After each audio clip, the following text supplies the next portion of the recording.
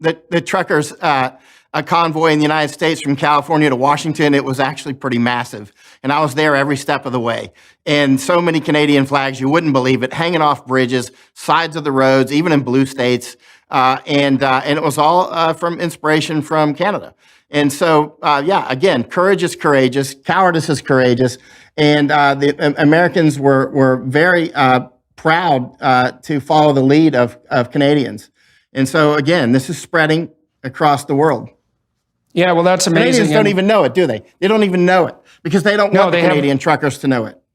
No, they have no idea. And that's really sad, that we're in a situation where we could have that be something that we don't know. And so, well, that's part of what puts us in the situation that we're in. Okay, so you were with the American truckers when they went to Washington. What sort of effect do you think they had?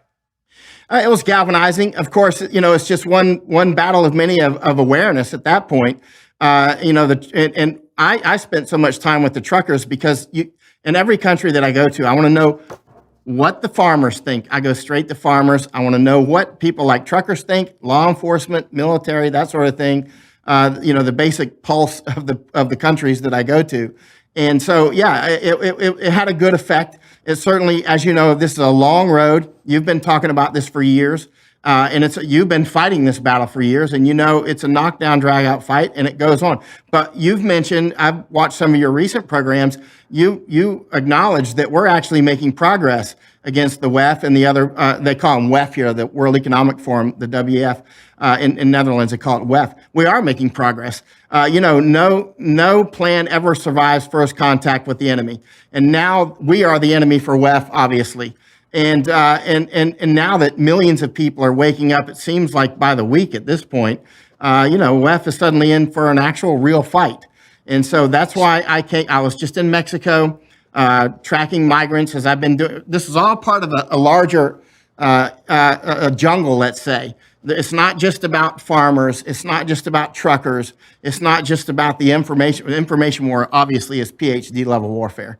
All of the substrate for everything going on is information war, as you know. So who do you, okay, so you said we are the enemy, let's say. And so who do you mean by we, and what do you think the fight's about? How would you characterize it? And who do you think, so to speak, is on the other side? You mentioned the WEF, and of course, they're enemies of the moment, or what would you call it, villains of the moment, and I think deservedly so in many ways. So, but how do you characterize this battle? Why do you think of it as a battle? And what does it look like from your perspective when you're talking to the truckers and the farmers and the law enforcement types? Well, actually, it's intergenerational, as you know. We could go back to the 1920s and talk about Russian information war, and even earlier, 1879, Grant was talking about it when he was in Paris. And so, so this isn't something that started last week or even last generation. But some of our biggest opponents at this point are certainly WEF and CCP, of course. I've written 3 books on CCP information war. Unfortunately, they're only in Japanese language. That's the Chinese Communist Party, for those of you who aren't up on the acronyms. And we'd be hard-pressed to find a more devious enemy than the Chinese Communist Party.